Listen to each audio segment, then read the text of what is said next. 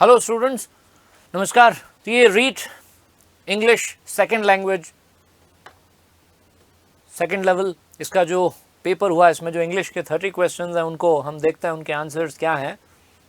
सबसे पहला सवाल है एलिजी के ऊपर। एलिजी क्या होती है? एलिजी किस प्रकार की पोएम होती है? Elegy is a joyful lyric, sonnet on nature, a marriage song और a poem on death of someone dear. हाँ, ये तो डेथ पे लिखी जाने वाली कविता है, तो बी इसका आंसर होगा, किसी प्रिय व्यक्ति की डेथ पर लिखी गई कविता। द स्पीकर नरेटर, स्पीकर और narrator in a पेस्ट्रल elegy is. एक पेस्ट्रल एलिजी में जो नरेटर होता है, जो स्पीकर होता है, मतलब जिसने कविता लिखी है, जो बोल रहा है, वो कौन होता है? शेपर्ड होता है वो, है ना। जिसकी डेथ हुई वो भी शेपर्ड है और जिसने कविता लिखी वो भी शेपर्ड है। एक शेपर्ड अपने साथी शेपर्ड की डेथ को मोर्न करता है, ठीक है। तो बी इसका आंसर है, option B. Blank space is the rhyme scheme of the English sonnet. जो इंग्लिश शेक्सपियरन सोनेट है उसकी राइम स्कीम क्या होती है? A B C D E F G G, यही होती है। ऑप्शन ए में जो दे रखी है वो ऑप्शन ए। बड़ा आसान सवाल था ये तो। A B C D E F G G, A is the right answer. The drama that developed from religious rituals was Elizabethan drama. देखो एलिजाबेथन ड्रामा, अब ये ड्रामा की हिस्ट्री में चले गए सवाल पूछते पूछते। एलिजाबेथन प्लेस जो है वो 16वीं सदी में जो क्वीन एलिजाबेथ का शासनकाल था, शेक्सपियर के, क्रिस्टोफर मार्लो के जो प्लेस थे, ठीक है, उन्हें कहते हैं। एलिजाबेथन पीरियड के शुरू होने से पहले जो वो पीरियड था जिसको मिडीवल पीरियड कहते हैं। क्या कहते हैं? मिडीवल पीरियड, मध्यकालीन। तो मिडीवल ड्रामा जो था वो रिलीजियस रिचुअल्स है। एक्चुअली क्या हुआ था कि ये जो मध्यकाल जिसको हम कहते हैं, ये मेडिवल पीरियड में क्या होता था कि चर्च की जो भी मतलब प्रोसीडिंग्स होती थी ना, वो लैटिन भाषा में होती थी, जो कि आम लोगों को समझ में नहीं आती थी। तो चर्च के जो लोग थे, जो क्लर्जी थी, चर्च के जो भी मतलब वो प्रीस्ट्स वगैरह थे, वो आम लोगों को वो चर्च का जो कुछ भी है, चर्च में जो कुछ भी होता है, जो भी रिलीजियस प्रोसीडिंग्स होती हैं, उन्हें समझाने के लिए प्लेज एक्ट किया करते थे, ठीक है। तो यहाँ से फिर ये जो है ना, ये मिडीवल ड्रामा की शुरुआत हुई, ठीक है। बाद में वो प्लेस चर्च से बाहर निकल के चर्च यार्ड में आए, फिर उसके बाद में वो जो है वो सड़कों पे भी होने लगे, स्ट्रीट्स में भी होने लगे। तो इसका आंसर है medieval drama, option C. Berry is the correct transcription of. ये सवाल सही नहीं है, इसमें दो देखो, एक है वर्ड BURY, इसका भी उच्चारण है बेरी, इसको भी ऐसे ही ट्रांसक्राइब करते हैं बेरी, और दूसरा BERRY, बेरी को भी ऐसे ही ट्रांसक्राइब करते हैं। तो दोनों का फोनेटिक ट्रांसक्रिप्शन और दोनों का उच्चारण एक जैसा है और दोनों ही ऑप्शन में दे रखे हैं, तो इसलिए ये सवाल डिलीट होना चाहिए, सही नहीं है। हाँ, ये बेरी का मतलब दफन करना, डेड बॉडी को दफनाना, बेरी करना, BURY, और वो जो BERRY बेरी है वो फल है, बेर जिसको कहते हैं। तो दोनों को ऐसे ही पढ़ा जाता है। BURY को भी बरी नहीं, बेरी ही पढ़ते हैं। डिक्शनरी में जाके चेक कर सकते हो, है ना। तो ये क्वेश्चन जो है वो सही नहीं है, क्योंकि इसमें दो सही ऑप्शंस हैं। एग्जिस्ट को कैसे ट्रांसक्राइब करते हैं? एग्जिस्ट।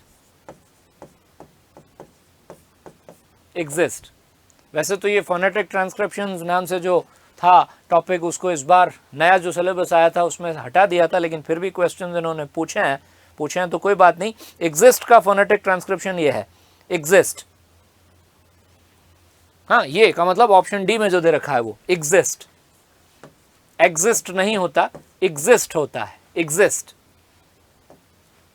वर्च्यू का सही ट्रांसक्रिप्शन कौन सा है? वर्च्यू को ऐसे करते हैं ट्रांसक्राइब, देखो वर्च्यू माने कोई गुण, कोई अच्छाई, वर्च्यू। अब इसमें स्ट्रेस मार्क नहीं लगा रखा, लेकिन ये इनमें से केवल ये ऑप्शन बी ही है जो सही से मिलता जुलता है, बस एक स्ट्रेस मार्क नहीं लगाया है, बाकी बी ही इसका आंसर है, virtue. Remedial classes play an important role for. Remedial class किसके लिए इंपॉर्टेंट रोल प्ले करती है? समाज के लिए, ब्राइट स्टूडेंट्स के लिए, डिसेबल्ड लोगों के लिए, इंटेलिजेंट लोगों के लिए। अब इसका क्या आंसर दें? मतलब एक बहुत अच्छा सवाल नहीं है ये। ब्राइट स्टूडेंट्स और इंटेलिजेंट वंस को तो चलो हमने कर दिया एलिमिनेट, क्योंकि रेमेडियल टीचिंग जो है वो उन बच्चों के लिए नहीं होती जो ब्राइट हैं, जो इंटेलिजेंट है पहले से। रेमेडियल टीचिंग उन बच्चों के लिए होती है जो कमज़ोर हैं, कमज़ोर विद्यार्थियों के लिए होती है, ठीक है ना। अब इसमें देखो सोसाइटी एक तो दे रखा है समाज, अब समाज के लिए यूजफुल है, इंपॉर्टेंट है, या डिसेबल्ड लोगों के लिए? अब इसका क्या उत्तर दें?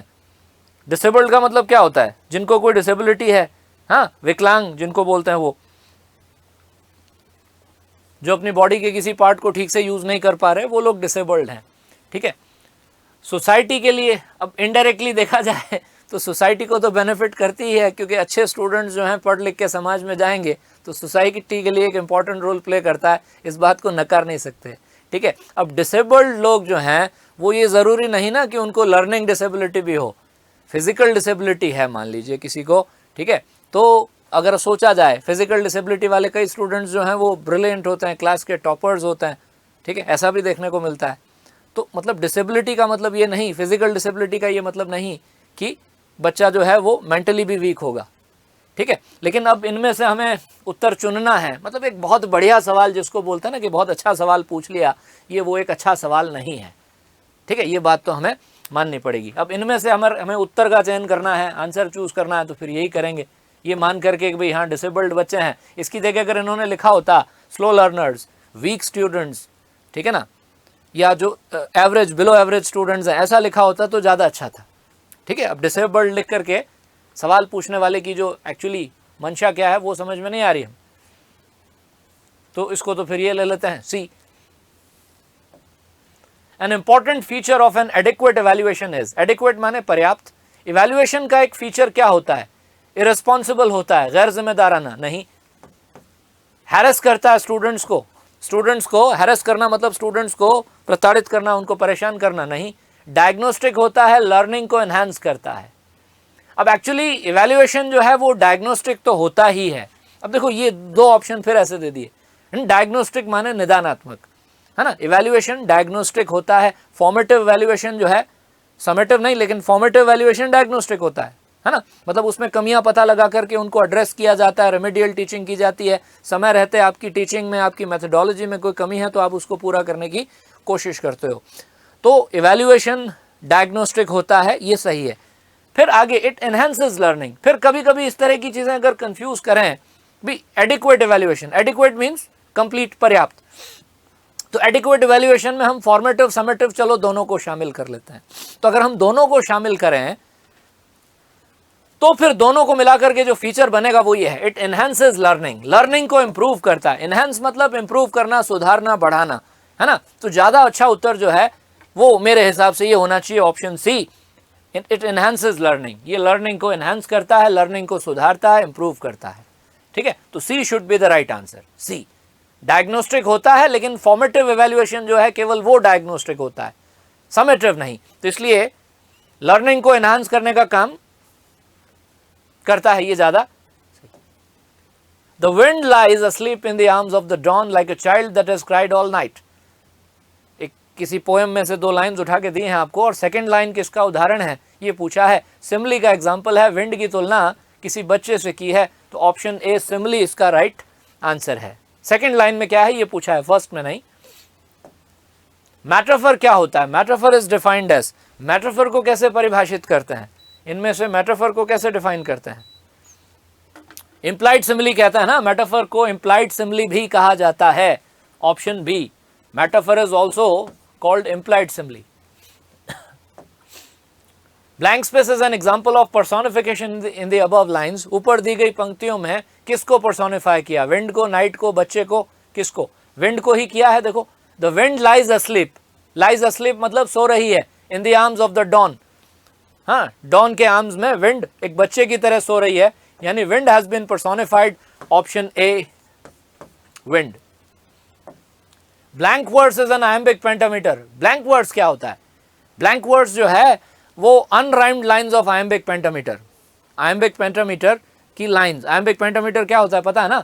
सोनेट को आयम्बिक पेंटामीटर में लिखा जाता है, एक लाइन में 10 सिलेबल होते हैं, 5 आयम्बिक फिट होते हैं, लेकिन सोनेट को ब्लैंक वर्ड्स में नहीं लिखा जाता क्योंकि सोनेट की राइम स्कीम होती है ना। ब्लैंक वर्ड्स का मतलब आयम्बिक पेंटामीटर की लाइन लेकिन राइम ना बने, मतलब कोई लाइन किसी लाइन से राइम ना बनाए लेकिन सारी लाइनें आयम्बिक पेंटामीटर की हों तो उसको ब्लैंक वर्ड्स कहते हैं। तो blank words is iambic pentameter without rhyme, unrhymed iambic pentameter. A इसका राइट आंसर है, 73rd का A. O wild west wind thou breath of autumn's being. अब ऊपर दी गई लाइन ये ode to the west wind है, पीबी शैली की पोएम है, ओड है, ठीक है। क्लास में जो है जब हमने पढ़ा था तो ये एग्जाम्पल मैंने दिया था ode to the west wind का, ठीक है। तो ode to the west wind की ये जो पहली लाइन है ओ वाइल्ड वेस्ट विंड, इसमें अलिट्रेशन है, फिगर ऑफ स्पीच पूछ रहा है वो, ओ वाइल्ड वेस्ट विंड, ये अलिट्रेशन है, ठीक है। The breath of autumn's being, साथ साथ में इसमें मेटाफर भी है, क्योंकि इसमें वेस्ट विंड से कहा है you are the breath of autumn, thou breath of autumn's being का मतलब you are the breath of autumn, तुम ऑटम की ब्रेथ हो, तुम ऑटम की सांस हो, यानी विंड की तुलना ब्रेथ से की गई है, इसलिए मेटाफर है। इसमें पर्सोनिफिकेशन भी है, पर्सोनिफिकेशन इसलिए है, इसमें इंप्लाइड पर्सोनिफिकेशन है। इसमें इंप्लाइड पर्सोनिफिकेशन का मतलब ये हुआ कि जब किसी निर्जीव वस्तु को आप संबोधित करते हो ना, किसी नॉन लिविंग थिंग को जब आप एड्रेस करते हो तो ऑटोमेटिकली आप उसको पर्सोनिफाई कर रहे होते हो। मतलब आप विंड को एड्रेस कर रहे हो, विंड से बात करने की कोशिश कर रहे हो, आप विंड को एक इंसान की तरह ट्रीट कर रहे हो कि विंड एक इंसान है और आपकी बात को सुन पा रही है ना। तो इसमें एक वो इम्प्लाइड पर्सोनिफिकेशन है। मतलब यूं देखें तो इस लाइन में 3 अलंकार हैं, इसमें अलिट्रेशन है, इसमें पर्सोनिफिकेशन है, इसमें मेटाफर है, तीनों है। ऑप्शन जो दे रखे हैं उनको देखो। अब पर्सोनिफिकेशन एंड अलिट्रेशन, सिमिली तो है नहीं, चलो तो सिमिली वाला हटा देते हैं, सिमिली वाले दोनों हटा देते हैं, अब बचे 2, personification and alliteration, metaphor and personification. Actually होना चाहिए था अलिट्रेशन और मेटाफर, ज़्यादा अच्छा विकल्प होता अगर ये लिखा होता इन्होंने अलिट्रेशन एंड मेटाफर, क्योंकि पर्सोनिफिकेशन जो है ना, एक और फिगर ऑफ स्पीच होता है जो आपके सिलेबस में नहीं है, हाँ, उसको कहते हैं वो अपोस्ट्रोफी, एड्रेस। एक और फिगर ऑफ स्पीच है जिसे अपोस्ट्रोफी कहा जाता है। अपोस्ट्रोफी माने संबोधन, किसी निर्जीव वस्तु को अगर कवि संबोधित करता है, पोएट एड्रेस करता है तो उसे अपोस्ट्रोफी कहते हैं। तो इसमें पोएट ने वेस्ट विंड को एड्रेस किया है, ये अपोस्ट्रोफी है ना, ये एग्जाम्पल है अपोस्ट्रोफी का। तो अपोस्ट्रोफी जब आ जाती है ना तो पर्सोनिफिकेशन फिर छुप जाता है, पर्सोनिफिकेशन होता है बट इट इज इम्प्लाइड। तो इसलिए आमतौर पर अपोस्ट्रोफी के उदाहरण को अपोस्ट्रोफी का ही उदाहरण कहते हैं, पर्सोनिफिकेशन उसमें इम्प्लाइड है कहते नहीं है, ठीक है ना। लेकिन अब इन्होंने जो ऑप्शन दिया है ना, metaphor and personification, personification and alliteration, alliteration को नजरअंदाज नहीं कर सकते। देखो सबसे बड़ी बात यह है कि वाइल्ड वेस्ट विंड में ये जो अलिट्रेशन है ना, पहले अलिट्रेशन है, पढ़ते ही पहले अलिट्रेशन याद आएगा आपको, तो अलिट्रेशन हावी है बाकी चीजों के ऊपर, इसलिए अलिट्रेशन को आप यहाँ निग्लेक्ट नहीं कर सकते, इसलिए फिर आपको उत्तर यही लेना पड़ेगा ए, पर्सोनिफिकेशन एंड अलिट्रेशन। वैसे इसमें मेटाफर भी है, अगर मेटाफर एंड अलिट्रेशन दे रखा होता तो ज़्यादा अच्छा ऑप्शन होता वो, तो इसलिए हमारा आंसर तो इसमें ए है। Next, blank space, I was no better than a dead man, I was alive and was able to reach the shore. लिखने वाला कह रहा है कि उसकी हालत ऐसी थी जैसे किसी डेड मैन की होती है, मतलब लगभग वो मरा तो नहीं लेकिन मृत अवस्था जैसी होती है ना, वैसी ही उसकी अवस्था थी, लेकिन फिर भी वो जिंदा था और किनारे तक पहुंच गया। मतलब कोई जो है किसी का जहाज, किसी की नाव, कश्ती डूबी होगी, ठीक है, और उसकी हालत खराब होगी, मरते मरते बचा, मरने की हालत में था लेकिन जिंदा था और वो शोर तक यानी किनारे तक पहुंच गया। तो ऐसी हालत होते हुए भी, डेड मैन की तरह होते हुए भी किनारे तक पहुंचा, ये तो कॉन्ट्रास्ट है, विरोधाभास, कॉन्ट्रास्ट है ना। तो हालांकि वो ये कहना चाह रहा है, हालांकि I was no better than a dead man, ठीक है, तो इसमें दो आएगा, दो ऑप्शन ए, दो।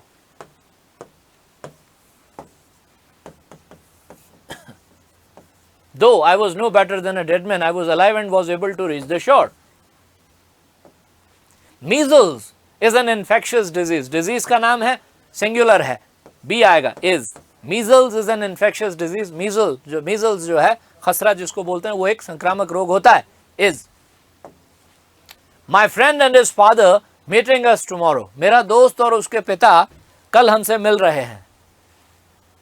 कल हमसे कौन मिल रहा है? मेरा मित्र और उसके पिता। कितने व्यक्ति हमसे मिल रहे हैं कल? 2 व्यक्ति मिल रहे हैं, है ना। तो 2 व्यक्ति मिल रहे हैं, तो एंड से जब 2 नाउन्स कनेक्टेड हों और बात अगर 2 अलग अलग लोगों की हो रही हो तो वर्ब प्लूरल की होती है, इसलिए आर आएगा option A. My friend and his father are meeting us tomorrow. The fisherman cast his net for 2 whole days but blank space not get a good lot. उस मछुआरे ने अपना जाल डाला है ना। 2 दिनों तक उसने जाल डाले रखा, लेकिन उसको जो है वो बहुत ज़्यादा मछलियां नहीं पकड़ पाया, उसको एक अच्छा लॉट नहीं मिल पाया। अब ये एक्चुअली सेंटेंस पास्ट की बात कर रहा है। वैसे कास्ट की सेकंड फॉर्म भी कास्ट ही होती है, कास्ट कास्ट कास्ट। तो कास्ट को देख के पता नहीं चले, लेकिन सेंटेंस को समझने की जरूरत है। 2 दिनों तक उसने अपना जाल डाले रखा, रखता है नहीं, प्रेजेंट टेंस में बात नहीं हो रही, समझने की बात है, पास्ट की बात हो रही है ना। तो लेकिन उसको नहीं मिल पाया, क्या नहीं मिल पाया, एक अच्छा लॉट नहीं मिल पाया, ज्यादा मछलियां वो नहीं पकड़ सका।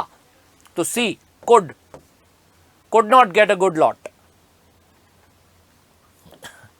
Ravi's uncle guided him how he blank space attempt his test. Ravi के अंकल ने उसको गाइड किया। क्या गाइड किया? जब आप किसी को गाइड करते हो तो आप उन्हें क्या बताते हो? उनका मार्गदर्शन करते हो कि तुम्हें ऐसे नहीं ऐसे करना चाहिए। तो उसको टेस्ट कैसे अटेम्प्ट करना चाहिए, ये रवि के अंकल ने उसको गाइड किया। चाहिए, should, option B, how he should attempt his test. Flying in the face of means, fly in the face of, ये एक मुहावरा है, to fly in the face of. ठीक है, अब इसमें जो ऑप्शन दिया है ना, इनमें से एक भी ऑप्शन ऐसा नहीं है जो इसका अर्थ बताए। To fly in the face of means to oppose, to go against, to oppose, to go against. If something flies in the face of something, it goes against it. विरोध करना उसके, बिल्कुल, मतलब जो बात आपने कही और कोई बात जो है वो फेस में फ्लाई करती है उसके, इसका मतलब वो उसका विरोध करती है ना। तो विरोध करना ऐसा कोई ऑप्शन है ही नहीं, है ना। तो ये एक अच्छा सवाल नहीं है। इनमें से मुझे तो कोई भी ऐसा ऑप्शन नहीं लग रहा जो इसका अर्थ बताने वाला एक शब्द हो। इंसल्ट लिखा है, इसकी जगह अपोज लिखा होता तो हम उसको ले लेते, है ना। देखो, सेंटेंस समझने के लिए आप ले सकते हो। Your argument flies in the face of common sense, your argument flies in the face of common sense. तुम जो कहते हो, तुम्हारा जो तर्क है और जो कॉमन सेंस कहता है, ठीक है, कॉमन सेंस हर इंसान के पास होना चाहिए। तुम जो तर्क दे रहे हो वो कॉमन सेंस के खिलाफ जाता है, ये इसका मतलब है। तो इसका मतलब है टू अपोज। इनमें से अपोज कहीं नहीं लिख रखा, इसलिए मैं इसका कोई उत्तर नहीं बताऊंगा इनमें से। बाय फिट्स एंड स्टार्ट्स मतलब इरेगुलरली। अगर कोई काम बाय फिट्स एंड स्टार्ट्स होता है तो इसका मतलब वो अनियमित रूप से होता है। If you work by fits and starts, you don't work regularly. If you work, if you do something, or if something happens by fits and starts, it doesn't happen regularly. तो इसका मतलब irregularly, not in a regular way. C, not regular. छोटा सा passage है। Watching television for a long time could lower academic performance. It steals away the reading time. TV लंबे समय तक देखना बच्चों का जो एकेडमिक परफॉर्मेंस है उसको लोअर कर सकता है। It steals away the reading time, ये बच्चे का पढ़ने का समय खा जाता है टीवी देखना। Time management is about self discipline, समय प्रबंधन का संबंध जो है वो अनुशासन से है, सेल्फ डिसिप्लिन से है। Time must be managed between filled and Anfield time, ठीक है ना। मतलब टाइम को मैनेज करना सीखना चाहिए इंसान को, उसके फ्री वक्त में और व्यस्तता का जो समय है, ठीक है, उसके बीच में उसको अच्छे से मैनेज करना आना चाहिए। तो ब्लैंक स्पेस में be an appropriate title for the given extract. इस एक्सट्रैक्ट को अगर यदि आपको शीर्षक देना पड़े, टाइटल देना पड़े, तो क्या दोगे? Time management. बात ही टाइम मैनेजमेंट की हो रही है। हाँ, डिसिप्लिन, सेल्फ डिसिप्लिन एक जगह आया जरूर है, लेकिन टाइम मैनेजमेंट की बात हो रही है, सेल्फ रिस्पेक्ट की नहीं। टेलीविजन का एक बार जिक्र किया है, लेकिन दरअसल पैसेज जो है, एक्सट्रैक्ट जो है, वो टाइम को मैनेज करने की बात कह रहा है। His father never starved, but he could not cast any doubt on the story, so he had to make an effort to hold his tongue. मैं तो कहता हूँ आपको इस एक्सट्रैक्ट का मतलब अगर नहीं भी समझ में आया तो सवाल जो पूछा है बड़ा सीधा सा है कि जो लिंकिंग डिवाइसेस इस एक्सट्रैक्ट में यूज हुई हैं वो क्या बता रही हैं इसी क्रम में। एक है बट और एक है सो, दो को अंडरलाइन करके दिया उन्होंने, बट को और सो को। तो बट जो है वो कॉन्ट्रास्ट बताता है और सो जो है वो रिजल्ट बताता है। बट क्या बताता है? कॉन्ट्रास्ट। और सो क्या बताता है? कॉन्सिक्वेंस, परिणाम। हाँ, अब रिजल्ट कहो, कॉन्सिक्वेंस कहो, एक ही बात है। तो ऑप्शन डी हो जाएगा इसका answer, option D, contrast and consequence. Adjust का फोनेटिक ट्रांसक्रिप्शन क्या होगा? अजस्ट, अजस्ट का फोनेटिक ट्रांसक्रिप्शन ये है, देखो, डी साइलेंट है, अजस्ट, एडजस्ट नहीं, it is adjust, option A, adjust. adjust.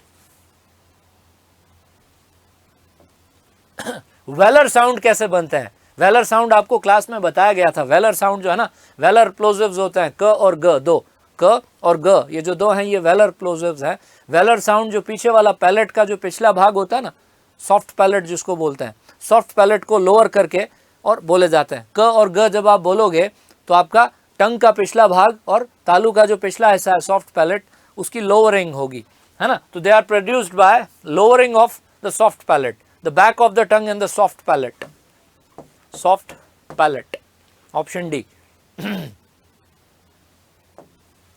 Sounds ये जो हैं ये कौन से साउंड्स हैं? फ, व, ये थ और र, ये वो थीटा वाला सिंबल है।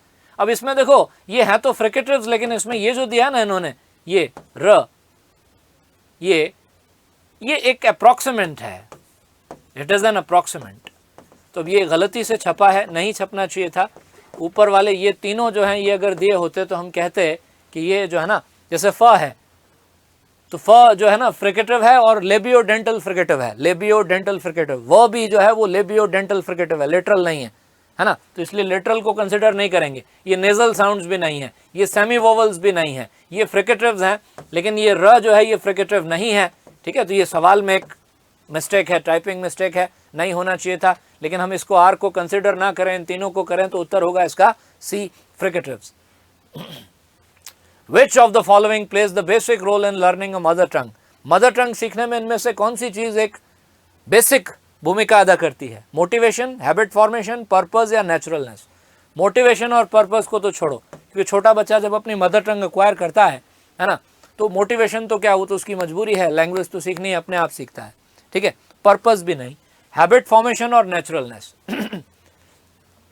अब दोनों बातें देखो, हैबिट अपने आप फॉर्म होती है, मदर टंग यूज करते हो जब आप अपनी मातृभाषा, घर की भाषा, होम लैंग्वेज सीखते हो, है ना, तो हैबिट फॉर्म होती है तभी सीख पाते हो ना। डेली बेसिस पर आप उसको यूज करते हो, and then it becomes your habit and then it becomes automatic, फिर वो अपने आप होने लगता है। ठीक है, लेकिन अब इसमें दो विकल्प दे रखे हैं, नेचुरलनेस। नेचुरलनेस जो है ना, मदर टंग जो है उसको नेचुरल वे में सीखा जाता है। नेचुरल वे मतलब जो नेचुरल सीक्वेंस होता है, listening, speaking, reading and writing. ठीक है, बच्चा पहले सुनता है, फिर बोलता है, फिर पढ़ता है, फिर उसको लिखना सिखाया जाता है। ठीक है, तो नेचुरलनेस जो है ये एक बेसिक रोल प्ले करता है किसमें? मदर टंग के एक्विजिशन में। बी,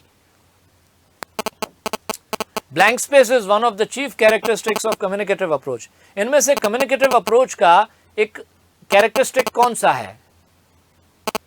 कौन सी कम्युनिकेटिव अप्रोच की एक विशेषता है ना? तो पहले तो देखते हैं कौन सी नहीं है। It does not need trend teachers, इसको ट्रेंड टीचर्स की आवश्यकता नहीं। ये तो बात नहीं जमी, टीचर तो ट्रेंड होना चाहिए चाहे कोई भी मेथड हो। हाँ, examples are given to make things clear. Learners learn the target language as mother tongue. Text book plays an important role. Text book, देखो ऑथेंटिक टेक्स्ट की बात की जाती है। वैसे कम्युनिकेटिव अप्रोच में हम कहते हैं कि जो टेक्स्ट हम बच्चों को पढ़ने के लिए देते हैं वो ऑथेंटिक होना चाहिए, लेकिन टेक्स्ट बुक का एक बहुत इंपॉर्टेंट रोल होता है ना, ये कहीं नहीं पढ़ा। ग्रामर कम ट्रांसलेशन मेथड के बारे में ये कहा जाता है कि ग्रामर कम ट्रांसलेशन मेथड में टेक्स्ट बुक एक इंपॉर्टेंट रोल प्ले करती है। कम्युनिकेटिव अप्रोच में हम ये नहीं कह सकते। एग्जाम्पल्स दिए जाते हैं चीजों को क्लियर करने के लिए, है ना। लर्नर जो है टारगेट लैंग्वेज को अपनी मदर टंग की तरह सीखता है। ये भी क्वेश्चन जिसको कहते हैं कि बहुत बढ़िया सवाल उठा के पूछ लिया उन्होंने, ऐसा नहीं। ठीक है, ये क्वेश्चन जो है वो मतलब इसमें मल्टीपल मतलब ऐसी बातें जिनको आप जो है वो रूल आउट भी नहीं कर सकते और पूरी तरह से उसको स्वीकार भी नहीं कर सकते, है ना।